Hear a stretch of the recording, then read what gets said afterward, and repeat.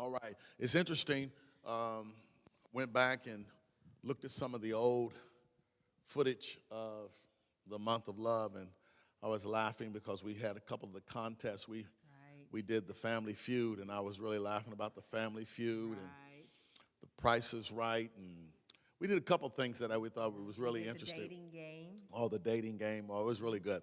A lot of good things, and so it so inspired me. I said, I think I'm going to have to put those up on the website so that people can just go out and look at them. We've had a lot of fun.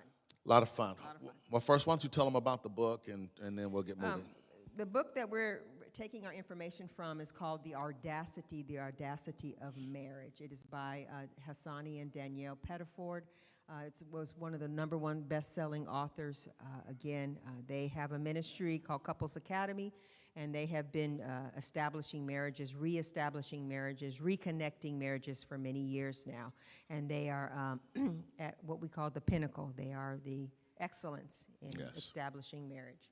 Yes, and so we had an opportunity to go and sit down and talk with them as we had a chance to refreshen and revive 30-plus years of relationship, which teaches you that you can never be together too long without having to tune up some things and refreshen some things so that you can continue to grow to be your best self and your best you.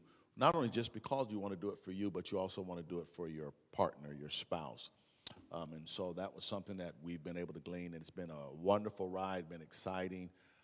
And so we're looking forward as we're sharing some of these things with you. So I hope you've been blessed. It's like having a brand new car. You can have a brand new car for whatever your dream car may be. For some, it may be Mercedes, whatever it is. You can have it for 30 years, but there's going to be some maintenance that you're going to need to do on that car.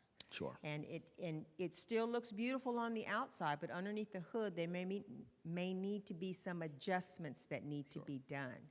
And sometimes those adjustments are costly. And you have to put something aside to be able to help maintain that automobile. But there's no good to have the automobile be a beauty and it's not running. You can't take it anywhere. Showpiece. And so, yeah, it just becomes a showpiece. Sure. And not only just marriage, but we're talking about relationship, better relationship with our children. Yes. Better relationship with our coworkers. Do we really excel in the area of communication? Right. To where people feel of value.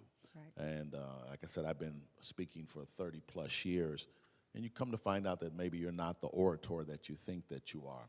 And so when you sit down and you really have an opportunity to ask people, am I showing up for you the way that you need me to show up? And and you give them the liberty to be honest, particularly your children, you may find out that you're deficient in some areas. And so you can say, well, it doesn't matter. I'm the mama, or I'm the daddy. It doesn't matter. But it does matter because your children get older, and then what you realize is you don't have the relationship with them from a communication standpoint that you desired or that you thought that you have. Absolutely. So let's get going. It's That's right. called Reloving Again series. Week 1. First, you want to read those? So the series overview was we did the LOVE, so it was relearning in order to love better. The second week was reobserving in order to operate better. The third week was revoicing in order to visualize better. And this week is reestablishing in order to engage better. One of the things that we've learned is that we have to have some what we call, I think we shared with you guys, we call them the Benford's Rules of Order. We have to reestablish order. And when we talk about reestablishing order, is that how we both have agreed of how we're going to communicate to solve conflict. Right. To solve conflict. Because the goal is to win-win, and it can't be one way. Right. The two did not get married to become him, or the two did not get married to become her. We got married to become one, and that means we have to reestablish some things in order to be one.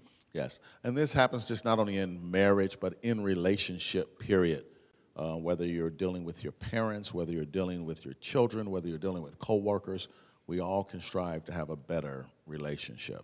Amen. This quote says, "No problem can be solved from the same level of consciousness that created it." Read that again for me, baby.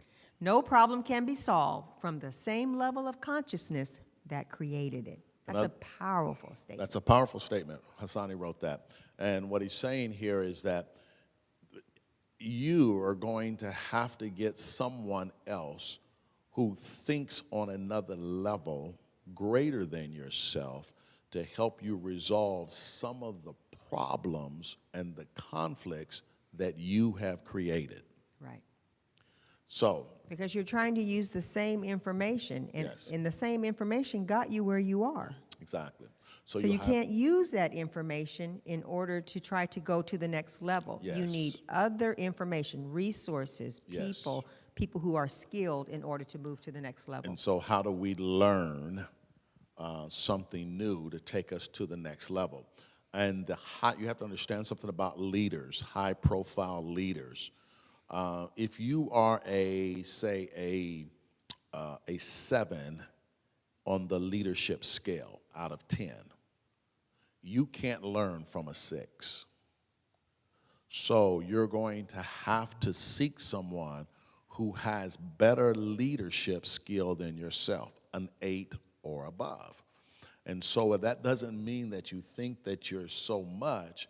It's just that they're not able to speak to your ear and your heart to resonate at a frequency that causes you to want to come up higher. Right, to elevate. And so after being in marriage for 30-something years and being in leadership, what I realized is that, one, just couldn't just talk to anybody about some things that we wanted to change in our relationship, because even though they may have been good friends of ours, they were probably at the same level of leadership that we are. So not that they couldn't speak into our lives to give us anything good, but they couldn't help us develop what it is that we wanted to do to help us be better and to go farther, and watch this, and to grow. Right.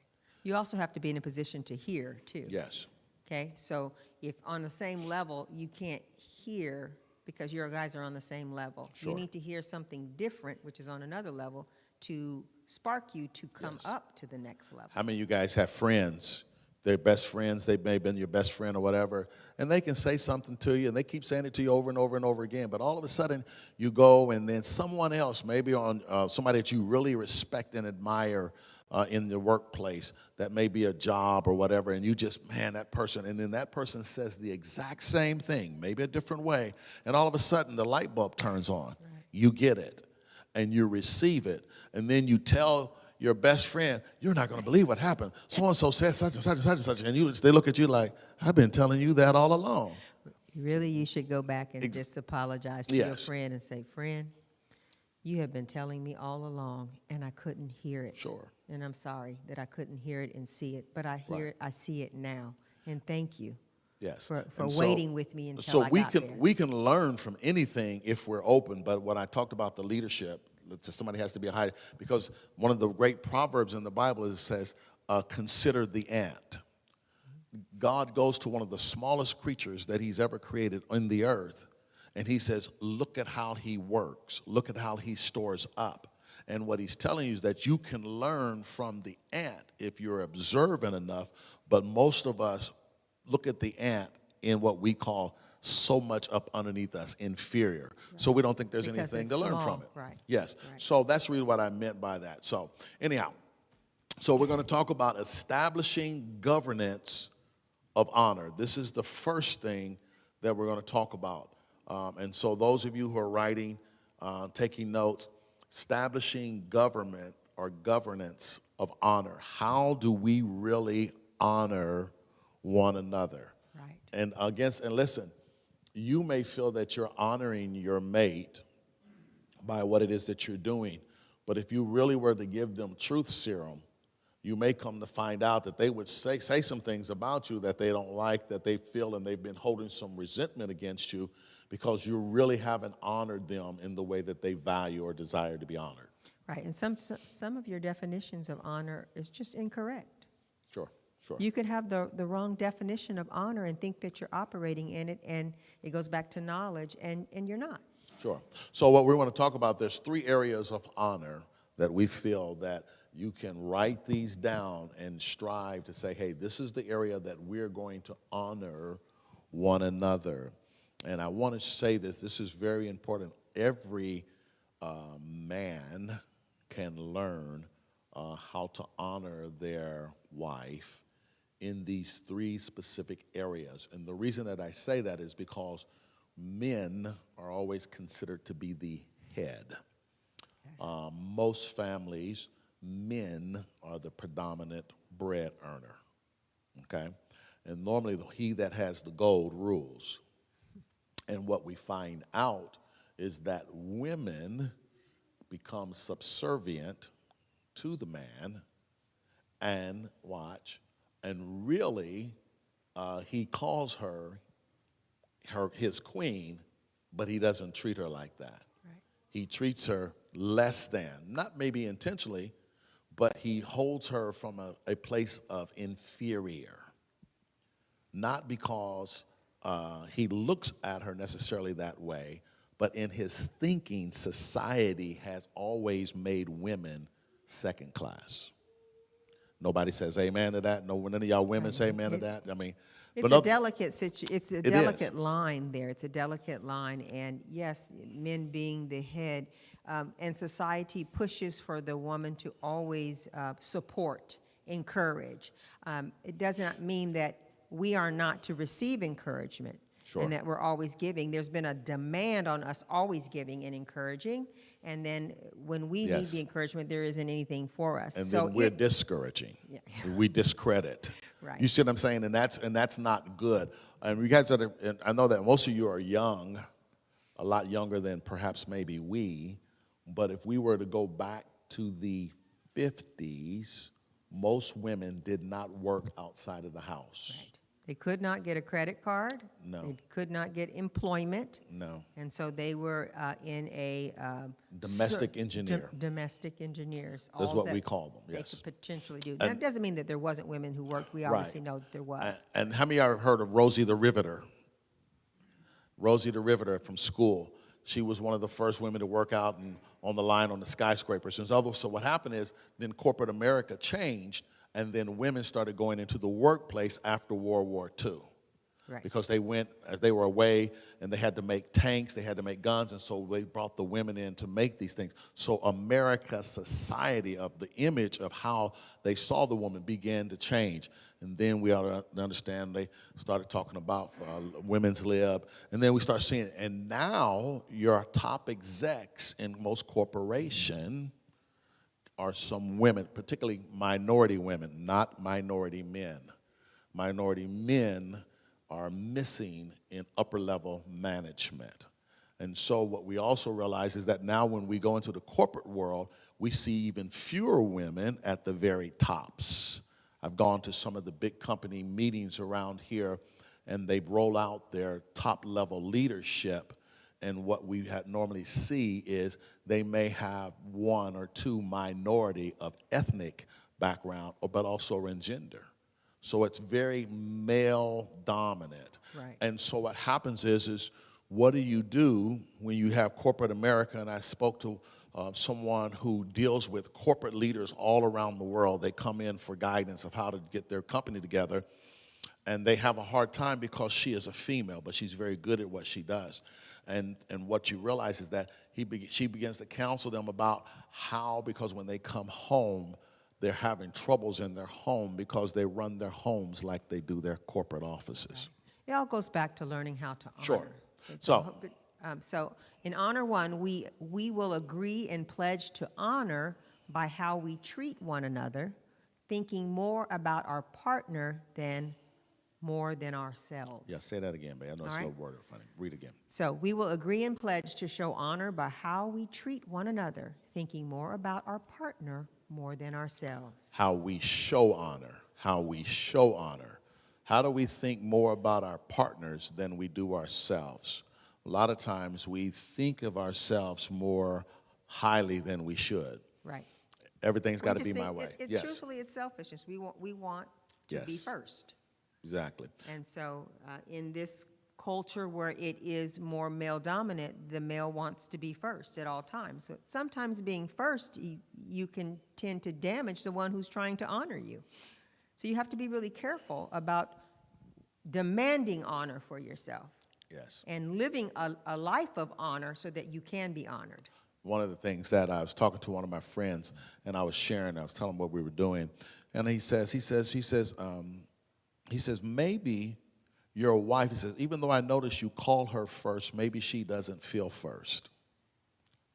And I thought that was a very interesting observation from him. And, you know, because you guys always know I refer to her as first. But he says, does she feel first in your life? And it made me stop and scratch my head and say, And I asked her, and I found out she didn't feel it in some areas. Some areas she did, other areas she didn't. But my point was, I realized, okay, I got some work to do. So anyhow, so so what we say is we are agreeing. Not only are we agreeing, but we're pledging, we're vowing that this is how we're going to show honor towards one another, going to treat her. In other words, that I'm going to consider her. There's some things that I may want to do around the house. I really want my construction hat on. I'm going to enclose this area. And my wife is saying, honey, I don't think that, that's quite the way I see it or what I want to do. And I'm like, what do you mean? I mean, and there have been times in the past I would just do it. But what she was saying is that you're not considering me in the conversation. Maybe I saw something different there. And that's been a tough, not just that, but just that mode of thinking. Does anybody understand what I'm talking about? It's a way of thinking. It's a way of thinking. It's just a way of thinking. You talk about Yes. a patio. It's just, it goes Sure. into every area of your life, but we just happen to be on the patio Yeah, that day and my talking point, about and, the and patio. it didn't matter because, again, like I said, when I was from a young age, whatever it is that I wanted, I went and bought because I had the money. I made money. I did what I want. I was single. Then when I got married, and I've always operated that way. If I want it, I go buy it. I don't need to ask nobody. I mean, I work every day. I can afford it. Why I got to ask? But then when you get married, you realize that, maybe Sheba says, hey, maybe we're thinking about, buying us a car, and maybe instead of buying you a car, or, you're on the 10th car in the last 5 years or whatever it may be. Because I think the key words here is that he said that why does he have to ask? No, it's not about ask. It's about agreeing. Yes, agreement. There's a difference. And I think males can tend, or it could be female as well, but we can tend Sure. to think, why do I have to ask? And you have to get out of the ask and get to, why don't we just agree? Let us get to agreement. Or as the female, I'm going to go shopping. I heard an interesting story. A gentleman had written in, and he had the question. He says, my wife has $35,000 in department store credit cards for 2 department stores, and I don't know how to talk to her about it because it has put us in the position to where perhaps we're going to have to file bankruptcy. And he says, how do I do this? And the gentleman, he says, I'm talking about financial advice. I can't give you marital advice. He says, but it's very obviously you don't have anything established in your home about how to spend money inside of the budget. She had $35,000 in credit card debt with 2 department stores. Now, anybody knows anything, you got to say, ouch. Yeah. That's a problem. So, but again, she didn't feel I have to ask him. I'm not hurting anything. And so she goes out, and all of a sudden now there's a problem. So let's go to the next one. Honor number 2, we will agree and pledge to actively seek to understand more about each other's viewpoint, thought process, and natural reactions as to show better appreciation for their personal strengths. Yes, underlying personal strength, if you're taking a note, personal strength. We have to come to a place where we have agreed and pledge that I'm not going to overlook her personal strengths. How many of you guys know sometimes you can do that unintentionally? And sometimes when you're the head, you think that, particularly if you're a strong A-type personality such as myself, that I'm pretty good at just about whatever it is I set my mind to, or at least I think that I am. You know what I mean? I think of myself, I'm pretty good. Or I can do a whole lot. But what I realize is that I'm not the only person that possesses all the strength. Right. She's got personal strength. And when I don't incorporate her personal strength to add to my strength, because she has superpowers too. Right. You see what I'm saying? She has superpowers. And when I don't allow her superpowers to operate, how many guys know she doesn't feel involved in part? It can be as simple as it's not that he or you doesn't see the strengths of the other person. You may only want to choose to use certain strengths. You want to use my domestic strength. Right. Or my secretary strength. Sure. You know, that kind of strength instead of my thinking strength, my strategy strength. Sure. And so we pick and choose what we want to use from our partner. And we have to be careful that they're more than just those two strengths that I so want to use. Yes. And so you have to ask the question, can Superman really coexist with Superwoman? Or can only Superman operate with a woman? Got to really ask the question, because we see Superman, when he's got his cape on, he's never with Superwoman, but he's okay with Lois Lane. So the question is that I realize that, hey, if I'm going to be Superman and God has paired me up with a Superwoman, I have to understand that we have to agree, watch, to honor each other's personal strength. So when I talk about personal strength, she's a Superwoman. She has super strength. I just think you both have to take your capes off. That's really what it comes down to. But why not be able to leave your capes on and soar together? Well, you can, but there comes a time when you got to take them both off. We take them off at night. I mean, you know, I'm talking about during the day. we don't have no problems at night. Most men say we don't have no problems at night. Amen. Come on, fellas, don't leave me out here. It's during the day. It's the 9 to 5. Right. You know, it's when I come home, we don't got no problems. We see it. We got an understanding when I come home. But when I'm out of the house, when I'm operating day by day, do I consider those things? That's what I'm talking about. Right. You can ebb and flow in business in a way. One of the things that we established long ago for Bishop was that, you know, we don't allow him to be in the office necessarily with a woman with the door closed, just as a means of protection. Those are ways to honor and to protect me. Yes. As his wife, because you don't know what's in the heart of every individual. No. So, you know, he typically tends to go out when he's meeting with women, or, again, have someone in the building as well, as a measure of safety. Doesn't mean anything has ever happened, but it's a way to honor and to protect. And that's important, you know, and we want to make sure that we've always made sure that we cover that. So there's a lot of areas, so we try, but you know what I'm saying. But honor is very important. On the third point of honor, baby. We will agree and pledge to shut out any and all unhealthy anger, verbal abuse by degrading one's character, name, or personhood. Please read that again, nice and slow with emphasis. Emphasis. We will agree and pledge to shut out any and all unhealthy anger, verbal abuse by degrading one's character, name, or personhood. Now, reason why I wrote it like that is because when we feel that in the heat of the moment, we have the license to say how we feel. Right. And we will say things that are very damaging, and maybe not even know that we are doing it. That's not something that I think that I did a whole lot of, but what I've watched is that when I've talked to people and I've counseled people, I've watched how degrading they are about with their spouse or their partner or whoever it is that they're with, about how they degrade their character or how they call them out of their name, or they do not, they talk about their personhood in a very negative way.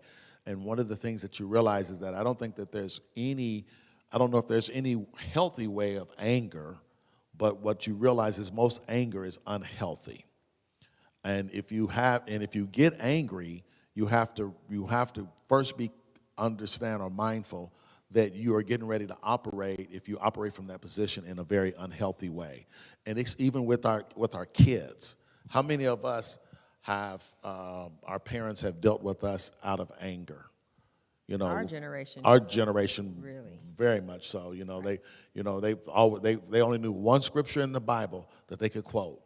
God says, "Spare not the rod, spoil the child." I can beat them and won't kill them. You know, but that kind of a thing. Well, again, like I said, I have learned never to do anything with my kids or towards my kids when I'm angry. That doesn't normally work out good. It doesn't. Even if I'm yelling at them, I realize that causes problems, that I have to learn to speak to them in a different way. And it's easy when you get angry and you get upset. You think that you have the license, and really we don't. You know, even if they come for you. Yeah, Doesn't mean you have to come back for them. Yeah. Because once those words are out there, they're out there, and they're Sure. it takes a long time to overcome words. A person can overcome an injury physically, a bruise, if they got hit or beat, more so than they can words. I tell the story, and when we were in church growing up, as a little kid, you guys who know, we went to church all day Sunday. Y'all remember that? You get there for Sunday school, you get out of service, you stay for the dinner, and then you stay for the afternoon program, and then you go downstairs, and then you come back for the Sunday evening for Sunshine Band, YPWW, all that kind of stuff, and then you had church. I mean, church was from 9 to 10, 11 p.m. I mean, it was all day, right? And I used to love the church dinners because all of the sisters would cook. And one of the mothers in the church, she made these famous rolls. I mean, these famous rolls. And boy, and those rolls, when you're upstairs and you're hungry, boy, you could smell that food coming from upstairs. Anyhow, we went downstairs and we were eating, and I wanted to cut the line to get the rolls. And I embarrassed my mom. And I never forget, she was sweeping, and she had that broom, and I mean, she whacked me right across my butt with the broom, and the broom broke.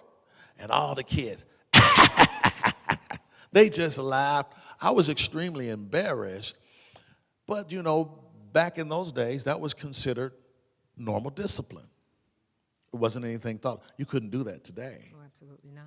You see what I'm saying? You couldn't do that today. Now, I realized that my mother loves me. My mother didn't mean anything. But at the moment, I caught her wrath because I embarrassed her in front of the people. And she says, you're not going to, because you guys, and I don't know, but culturally, African-American parents talk to their kids a little different.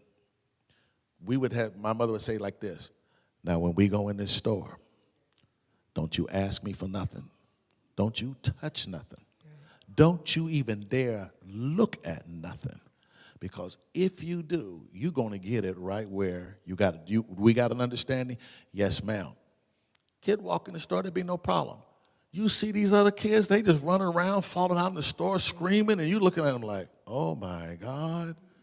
And what you realize is they didn't get the talking to, right? And how many of you guys know what I'm talking about, the talking to? They're talking to, yes. And it worked, didn't it? It was an official line or out. It saved a lot of you. Sure. Those are the boundaries that save. Yes. Those are the boundaries and we that still save. say those same things. Okay.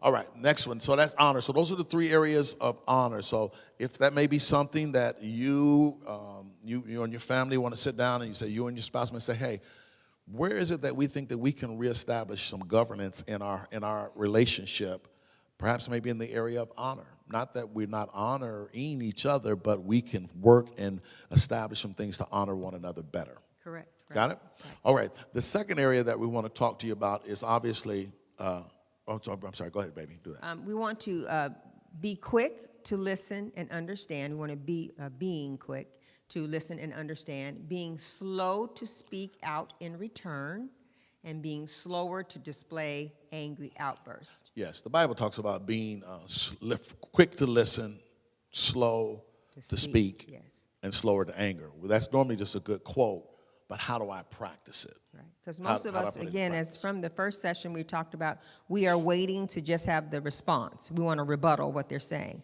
Yes. And that's not listening to understand. Yes. You're listening to take notes to say, and I'm going to rebuttal that point, and I'm going to rebuttal that point. And you never really get to the point, Right. because you spend your time rebuttaling points. Yes. So we have to be quick to listen, but we're listening to understand the heart of the individual. What are they really saying? Is something that they're saying true? Yes. Could there be some truth to what the individual is saying? Spoke to one of my sons this week about, he was one of the Walmart's top leaders in the area of minority affairs. He's gone out and they've started a company, he's doing super, super good. And we were talking about this. And he was saying, yes, that one of the things that they teach you is that in order to be a more effective listener, to understand, is the questions that you ask after they're speaking, such as, like, as somebody is talking and they're listening, it says, okay, tell me more about that. All right, so what I feel that you're saying is this, am I correct? See, you're asking the questions to understand versus listening to them, and after they told me, say, okay, are you done? Right. Have you said, okay, Have well, you said it all? let me tell you, let me tell you. Now, this is what I think, so in other words, we start rebuttaling. What that really tells us, we have not been engaged to really understand on the level where the person feels as if they've been heard. Correct. Doesn't mean you have to always agree.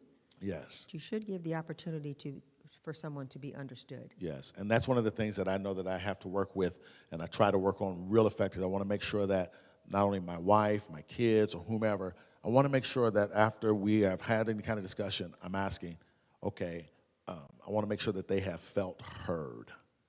Because if we walk away and they don't feel heard, how many of you guys know the conversation has been lopsided? Yeah. So these are just things that we talk about implementing to become a better me. You know, if you notice in the Bible that when Jesus was at the well with the woman at the well, he asked questions. He didn't just attack her. He didn't dog her out. He didn't just say, you this, you that, you did this, you did. He didn't do anything. He let her discover herself. Didn't make a single accusation. He let her bring it to him and leave it with him. Yes. Because he's a gentleman. The Holy Spirit is a gentleman. Yes. We've got to be more gentle. Sure. It doesn't mean that we can't be firm Yes. or have truth, but we got to be gentle with it. Not only that, but the woman who was caught in adultery. He never said anything degrading, never called her out of her name, never said any of those kinds of things. After he listened to her, he actually just told her, where are your accusers? And then he told her, go and sin no more. Look what he said. I don't accuse you, but he says, he didn't tell you not just go on your way. He told her, go and sin no more. Change, repent, turn from it. So I'm not denying what you did. I'm just not trying to disgrace you in what you did. Right. And that's one of the things that we learn that is really important, whether we're talking to our children or whomever it is, that, and this is really worth, I think, right now, I was telling someone that just because you fall does not make you a failure. Correct. The Bible says, a righteous man falleth 7 times, but he gets back up. Many of us think that if I fall, then I have failed. That's the enemy Yes. planting the seeds of that for you. Yes. So just because you fall does not make you a failure. That's an important note for people to see. This is how you have to learn to be able to forgive yourself. Correct. When you mess up. You know, what causes a failure is if you fall and you never get back up and you stay there. You stay in your own non-listening, angry Yes. outbursts. You don't win. Yes. So in other words, listen to understand versus to be understood. My first point is that I'm trying to really listen to understand where they may be coming from, more so than me trying to listen so that I can prove that I want you to understand where I'm coming from, okay? Number 2, be slow to speak out in return. How do we put that into motion? First, you want to tell them how you put that into motion? Well, first, if you just stop and take a deep breath before you even speak, that'll save a lot of people right there, because it gives you an opportunity for the Holy Spirit to hit you, to let you Yes. tell you what you need to say before you say something. So sometimes you need to say, I need a moment. Give me just a moment, you know. And a moment, it doesn't mean defeat. It means a moment because you want to be honorable in what you're saying. So, you know, you don't have to take everything that someone else is saying, yelling and screaming at you. You can dismiss yourself honorably and say, I will not, you know, listen to that. When you want to speak, I'll be happy to speak, but I cannot listen to you, you know, speak about me in that way. And I'm available if you want to speak correctly. Sure. Or if you have to say, you know, I'm just too emotionally overwhelmed right now to respond. And I will probably say something that I really don't want to say that I would hurt. So, Right, because two wrongs don't make a right. yes, so let's table this for 24 hours. Give me time to walk, cool down, process, and then think about how I want to bring about that we can maybe move forward and we can continue this tomorrow. Right. even with kids, you say, with the kids, you're so upset, go to your room. I can't deal with you right. Just go to your room, and I'll deal with you later. Mom ever did that? And so sometimes we do that because in the moment we're just so overwhelmed with anger that it will come out the wrong way, and that's not what we want. We have to be careful with that statement, too, because that's like dismissing them as opposed to saying, I need a moment. Yes, that's a Not good point. you go. Yes. Mom needs a moment. I need a moment. Can you give me a moment? Can you go to your room while Mom has a moment? That's a really good point. Say that again, baby. I like that. Just, can you go to your room? I need a moment. Yes. Mom needs to get her thoughts together. I need a moment. Can you go to your room and allow me to have a moment? Yes. That keeps the child or anyone intact as they walk away, not feeling even worse. Right. Now the that they feel dismissed. Yes. That's real good. That's good. Okay, being slower to display angry outbursts. You know, Yes. we said in the last session, it is okay to take a break, to table it. Yes. Not to table it, to never come back to it. Right. We can't use it as an excuse to get out of something. Yes. But we have to table it long enough, we have to agree so that we can come back and discuss it. And that's in the rules. Because there used to be, you guys watch, they throw the flag. What did they say? You guys see the new commercials? When they want to see what's going on, they says, time out, I don't believe they did. They throw the flag and they stop and pause and they go back and they review it. That's kind of what we're saying is that, we both have agreed that if something has been done, we can throw the flag and say, okay, time out. We're going to take a break. We're going to review the replay, and then we're going to come back and talk about it. Right. Now, So if you that's take okay. the break so you can get your points all together, this is what I'm going to say, you're in the wrong position. You need to take a break and ask God, No. where am I in this? You can't call a Where's break my- after you said everything you said. That's what she's saying. You done read them the right. Okay, now I need to take a break to talk. No, you're going to do that. You can't unload on someone else and then not Yes. allow them the opportunity to be able to have Yes. a say or to say how they feel. Yes. And so you have to learn to table before it gets too far. Yes. Because again, if you love someone, whether it be a friend, family member, you don't want them to get to that angry Sure. place where they are saying things that they're going to have to take back either.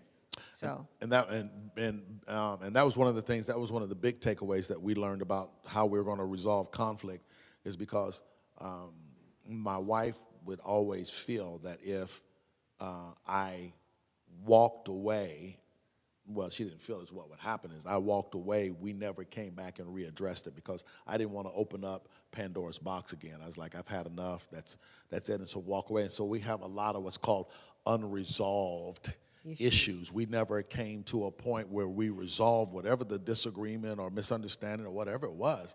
And so it's a walk away. And so she felt that if you walk away, I'm never going to get you back. And so men will say a lot, because women, they're on their feet and they talk, and men are trying to process. And so they walk not out in this the room. relationship. Y'all know Bishop got way more words than I do. No, but my point is, you walk away, and his point says, no, I'm not going to let you walk away. Does anybody know what I'm talking about? Somebody said, I'm going to walk away. No, you're not going to get the last, and they follow you. How many of you guys know that's antagonistic? For many years, for me, as I just speak from my own personal experiences, in the beginning that he would say what he needed to say, and I would say nothing. So then I would just consume. What do we call that?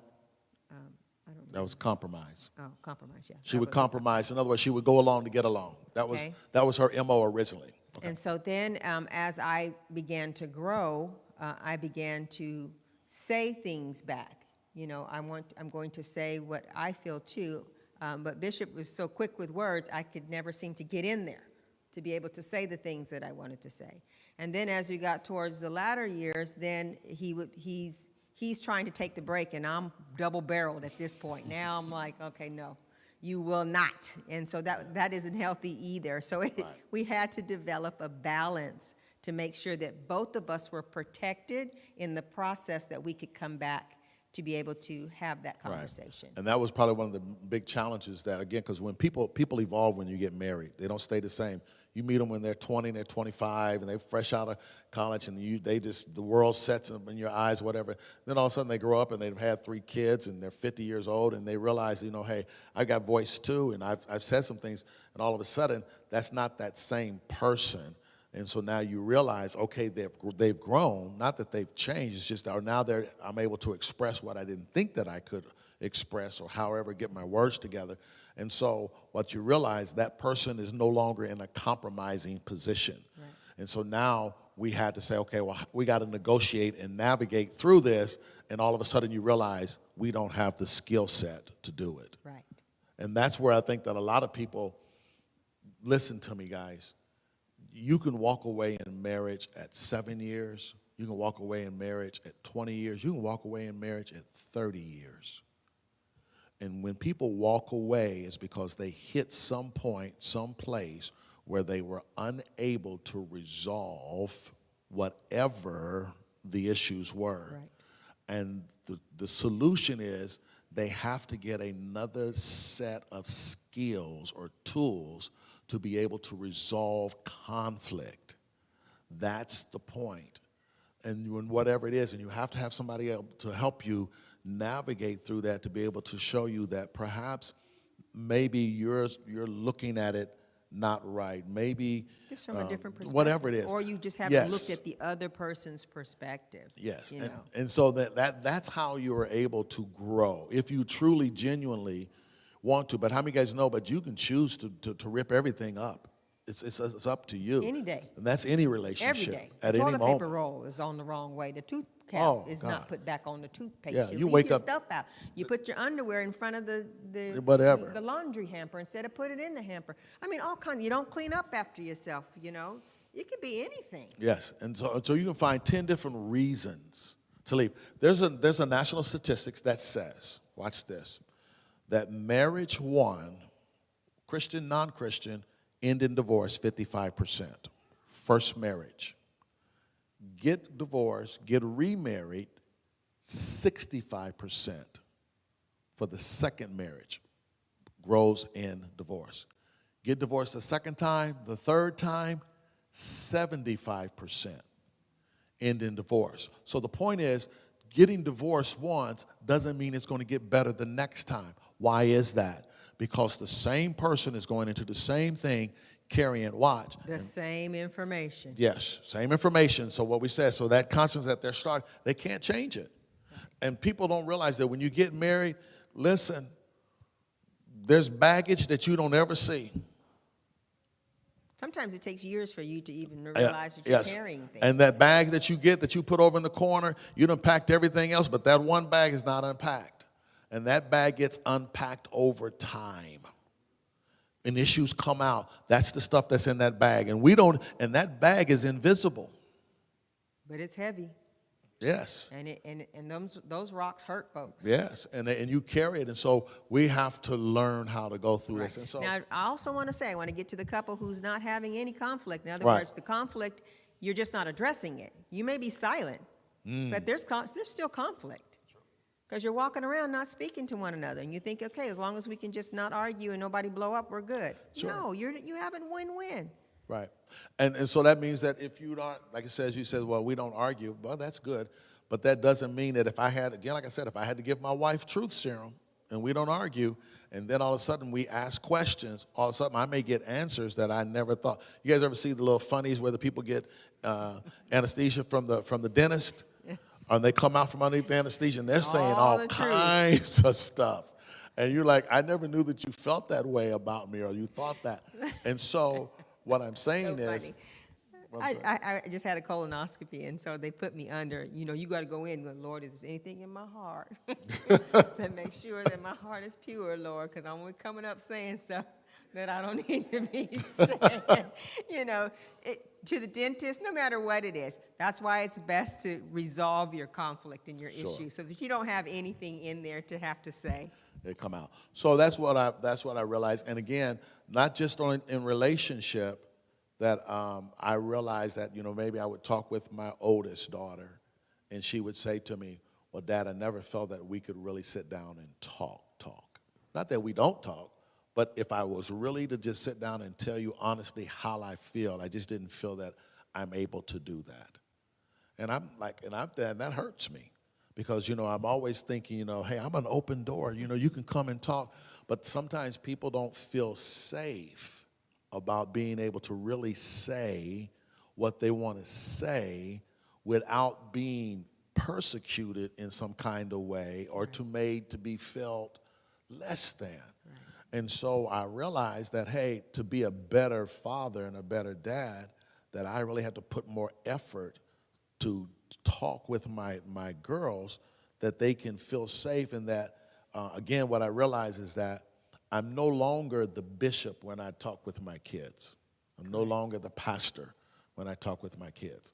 I'm dad. I'm dad. I'm dad first. Because you know what you realize is that bishop or not, pastor or not, those are my babies, and I love them more than anything in this world. And they have to know that. And it doesn't matter what anybody else thinks about my kids. You get what I'm saying? But you mean the world to me. To me. And it doesn't matter what. And most preachers lose families or lose their children because of the church members. Preachers' kids feel the worst sometimes. And I've realized this. Don't ever want that. And so, Well, we don't want you to think of us as perfect either. No. Because then you can't grow either. No. If we don't ever discuss anything sensitive. Sure. And Miss V knows us well. Miss V's been with us for 20 years, and she's watched our kids and been over to the house. She's like my second daughter, and so she sees all those fussies. and she tells. Now we're not throwing knives and drawing guns on one another. It's never nothing like that in the first family, but she Just more sensitivity. just more now. sensitivity, and she knows it. She's been at the house, and Miss V, sometimes she said, well, y'all house is haunted. And she run out the house. That's a story for another day. Let me move on. That's a funny story. All right. Okay. Communication, thorough talk. We Yes. will agree and pledge to take the time to have healthy dialogue by speaking regularly, cordially, and consistently, seek actively verbal acts of love, and slice out time for heartfelt one-on-ones. That's how we communicate through talk. So these next 4 areas is what we talk about. This is something that we agree and we make a pledge that we're going to have better communication. And this is the whole point is we want to have healthy dialogue, not just talking, but we want it to be healthy. Right. Right? And healthy dialogue starts with those 3 things. Speaking regularly, making sure that we're cordial, making sure that it's consistently, seeking actively, watch this, to have verbal acts of love. In other words, how you doing, sweetie? How you doing, muffin? Whatever it may be, your words of affection, always, not just husband and wife. Right. What about children? And not just as you're going to the bedroom, in Yes. essence. I don't need just your love then. No. I need your love throughout the day. I need you to know, I need Yes. to know that you're thinking of me throughout the day. You're checking on me throughout the day. That's affectionate. And this is sometimes you may be deficient in this area. Men may find sometimes women are deficient in this area, and then they wonder when they get into bed why she's got a headache and why she's not looking at them. It's because you have not verbally made any acts of love on a regular basis throughout the day, right? And this is a big one. Slice out time to have heartfelt one-on-ones. One of the things that if I could go back and redo that I prayed about, and I told the Lord, I says, I need you to help me and forgive me to help that I would have put this into practice. And if you have young kids, this is one that I would recommend that you put into practice. And I think that it'll pay you great dividends, is that every day that each one of my kids, that after they came home from school, that I would set them on my lap and I would give them 10 or 15 minutes to talk about how did your day go? How are things at school? How do you feel with your classmates and your friends? And is there anything that you want to talk about, that you want to share? Whether they said anything or not, but what would happen is that it's laying the foundation for an open door communication to where my kids could share with me what they're thinking and what they're dealing with and what they're going through. You know, we would have a lot less suicide if parents would have an open door to allow kids to bring heavy things Yes. to them and scary things to them Yes. to help them Especially, process. especially things that parents don't want to address. In our days, we just had to talk to kids. At what age do we talk to them about the birds and bees? Now you just can't talk to them about sex. You got to talk to them about sexuality Yes. and the thoughts that they, because you got to understand, in public settings, they're introduced to it everywhere. Yes. Kids these days are going to the games or going to the birthday parties, and they got 2 mommies and 2 daddies. They're coming to the school, and all of a sudden you got to talk about these things. This is real stuff. Okay? Number 2 in the area of. Okay, so communication through touch. We will agree and pledge to provide each other with affectionate touch, hand-holding, hugs, cuddling, even when our feelings may be in conflict, to our commitment to lasting love. Ooh, and that's going to be tough right That's there. a tough one. Because when your needs are not being met, it's Yes. really hard to be affectionate to someone else. Yes, and the reason why it's tough, but here's the thing. We've already established a governance that this is how we're going to communicate. It has nothing, because we are making the commitment to lasting love. Doesn't matter how my emotions are involved right now. One of the things is, holding hands. First thing now, when babe gets out the car, she reaches out and grabs my hand. And at first, when you walk through the mall and you see a couple, they're holding hands, you say, oh, they new in love. That's fresh. I give them a few years.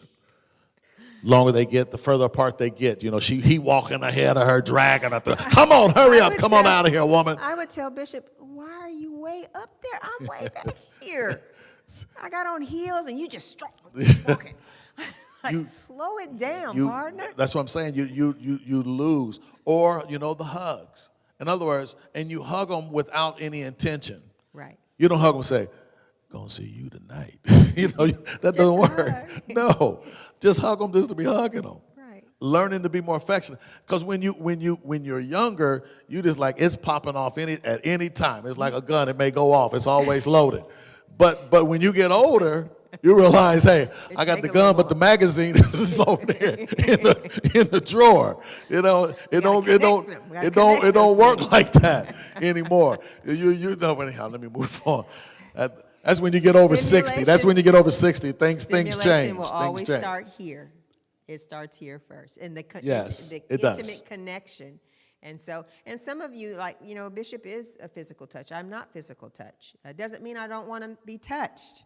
It just means I don't need that all the time. Right. So for him, I have to go in and good morning. I can say good morning. Mm-hmm. It's not the same as if I touched him and said good morning. And I realize she's exerting more effort now in the area of this area of affection. Because why?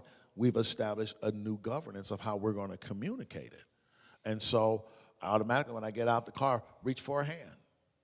It's automatic, and we laugh when we chuckle, you know what I'm saying? And we walk between the car, our heel got stuck in the ground, and I moved out with it. Just some little things. But my point is, these are what we had to learn how to maneuver with the hand holder because we're used to walking by ourselves. Yeah. See what I'm saying? It takes a relearning. You guys got to understand, 30 years with raising 4 kids, there's no way for you to think that you don't grow apart. You need to reestablish. Then they're all out the house, and now you got to figure it all out again. So if you don't have any kids, then you guys have been able to keep it constant. But this is something that maybe people who have kids, because you're running them to soccer games, you're running them to basketball, you're running them to football. You got 2 kids, you got this one going this way, you got that one going this way. My kids were in something I lost a tooth behind sitting in the stands, munching on those chips and the dip. Yeah, over there at Central and in Springdale High every day. Hard Monday, chips Tuesday, at Central. Hard chips Thursday, Friday, they had games. I was sitting in the stands cheering, and I broke my crown on one of those chips. I was busy a lot. So there's a lot less time to spend together, but you have to have a focused time of where we're coming together. We're like looking ships at our schedule. passing at night, and then you're running a ministry, then you're running a racket club, and you're just ships passing in the night. And my point is, it's just time after time after time. And then all of a sudden, now you get them into college and you get them out of college. And then finally, when they're grown, you look up and say, who are you? Who am I? Matter of fact, where are we? How do we get back together? Or you're going to say, hey, we're just doing it. We good. You keep it. No, you realize that this is not how we want to end it. This is not what it looks like. We want it to be better. You guys get what I'm saying? So anyhow, Okay. so that's a good one. Number 3. Family bonding. We will agree and pledge to commit by measuring out meaningful time for group getaways, walks and talks, and personal one-on-ones with the kids. Yes, here it is. Because time is short, you have to learn to measure out meaningful family bonding time. One of our kids told us, he says, we would go to the convention and we would go on family vacation after we would go to the convention. And then when I moved out of the convention and then my mother-in-law died, in the last 3 years, my kids told me, we haven't taken a family vacation together. They're 30s and 20s. But what they're saying is that we don't have any family bonding time now. And what I realize is still needed. We have to do things as a family. So we have to go on a cruise. We got to do whatever. And again, like I says, walks and talks. When's the last time hear this one. Here's another one. When's the last time you've just taken one of the kids and had a you and them day where it's been all about them? Not about you, but maybe it's an activity they like to do. Activity, going to breakfast, and you're talking. And it's regularly. They know that once a month it's going to be me and mommy time. It's going to be me and daddy time. Even adult kids. Mom, Leslie's birthday yes. was this past week, the 23rd. She turned 32. And she spent her day up at Mount Sequoia in the pottery studio. And so I got off midday and I drove up to see where she's doing her pottery, Yeah. just to see her environment, to see what she likes to do. Sure. And she showed me all the stuff, and then I left. Sure. So what I'm saying is that learning to just saying that one-on-one time, When has it been a time where you and, I'm going to use Mike and Tressa as an example. When's the last time it's just been you and little Mike gone and you kind of spent the day doing something he wants to do? Tressa, when is the last time you and little Mike have gone, just you and little Mike, and you've gone to do something he wants to do? And you think about it, you know you love him and you spend time, but my point is, this is called putting forth the effort to measure out meaningful time. Because when you get in your 70s and your 80s, if your health is not well, what happens when you're there and your kids don't come to visit you? Right. Because they're too busy with their schedule. Right. So we went to visit Josh, and Josh's coaching. We went to sit in the gym and watch him coach.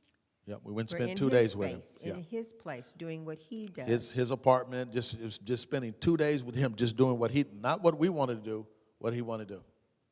So we enjoyed that. Last one.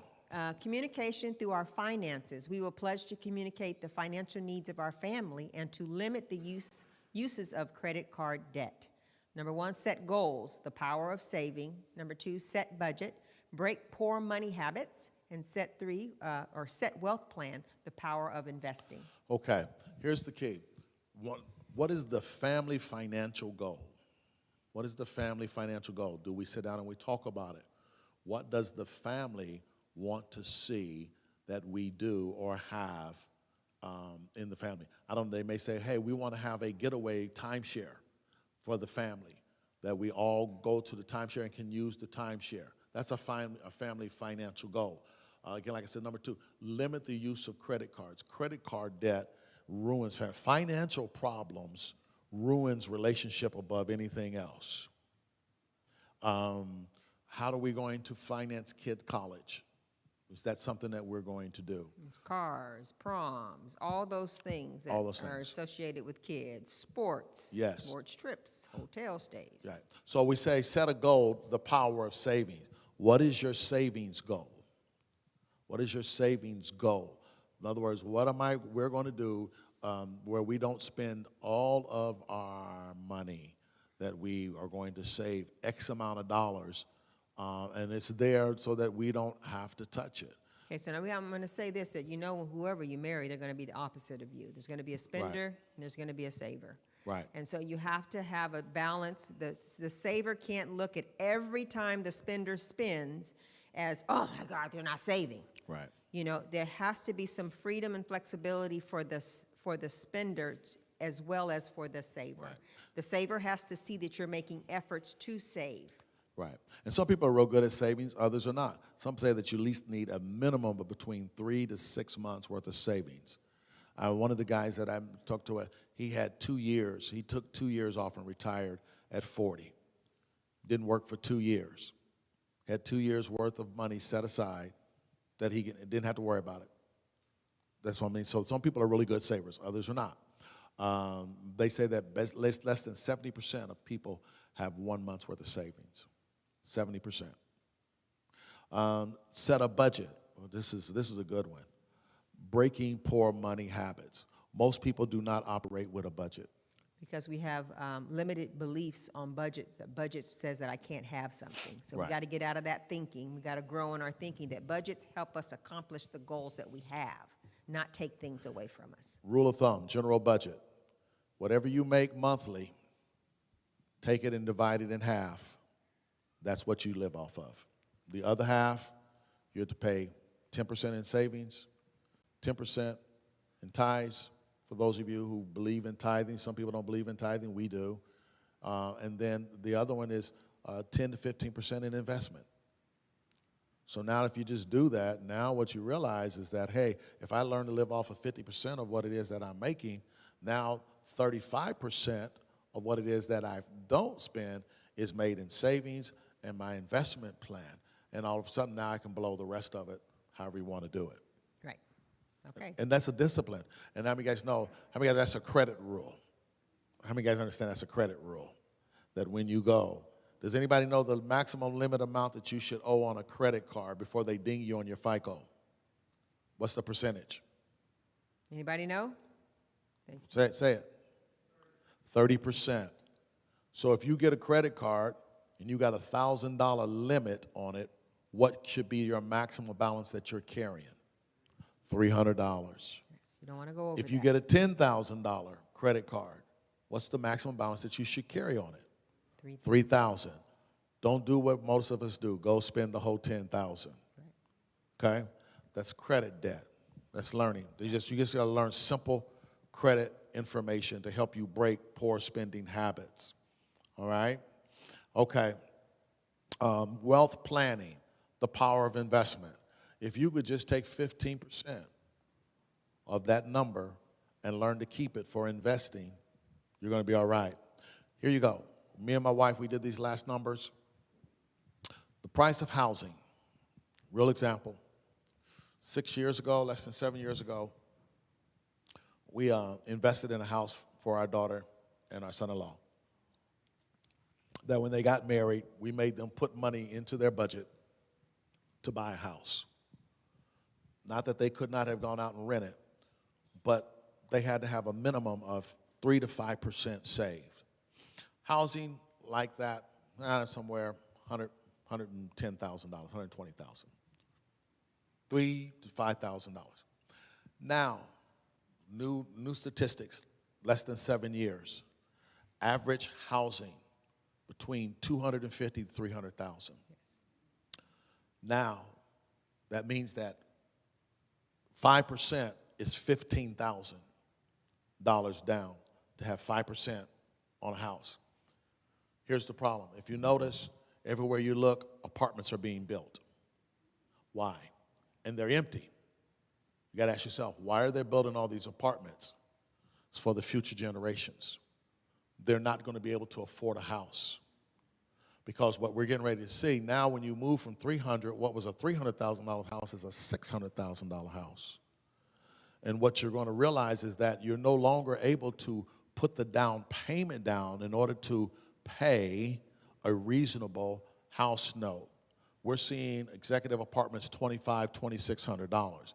How many of you guys know $2,500, $2,600 now only buys less than a $300,000 house? So when you start talking about the price is going to keep going up, don't go to Bentonville. Bentonville is in the millions now. $500, $600 a square foot. Ridiculous. And what I'm saying, and it's only going to go up. And so what you're going to see is that this area, people are going to be high renters, and other people are coming from Pacific Realm and all these other high income places. They're the ones that's driving prices up. And so next generation is not going to be house buyers. Saw the statistics that blacks are trailing whites in housing over the last 5 years by double digits. 72% of all whites own a home. 32% of blacks own homes. 41% of Hispanics own homes. So the disparity between those that have and those that don't have is getting wider. It's getting wider. Basically, lending practices and all these other things. So the point is this: minority home ownership is decreasing. So we got to get a budget. We got to Yes. set a goal, get a Yes. budget, and set a wealth plan in order to Yes. accomplish those Future goals. investment. So my point is, just because you're renting doesn't mean anything. And I've been telling anybody who knows me, I tell you, get in the game. Get in the game. Get your money. Buy you something. Get in the game, because I promise you, 10, 20 years from now, if the Lord tarries, you will not have any form of investment in the area of land. And all you'll have is a 401k towards basically your retirement, and more than likely what you're going to come to find out, that's not going to carry you very far either. So I'm telling you, these are real things that you have to start trying to really work on, because the game is changing. And so even for me and my wife, we've realized after having our fourth kid through college, we've spent a tremendous amount of money on college, making sure that they come out debt-free. So all of our additional earnings that we would put in 401ks and all these other stuff is gone, because we're investing in our next generation that they don't carry that debt. But my point is, we also realize we have to reevaluate things, rebudget, because now we got to start moving money as we're getting older, setting towards retirement, those kinds of things. So just a word of encouragement. Yeah. All right? All right, I believe that's it. Come on, let's give God a clap offering. We really pray that these 4 weeks you have learned to love a little better, love yourself better, love others better, love as the Lord would He would have us to love one another. And so that's what it's all about. We want to see the love. People want to feel the love. They want to see the love. We want to hear the love of people. And we make the difference by giving love to one another. Amen? Amen. Amen.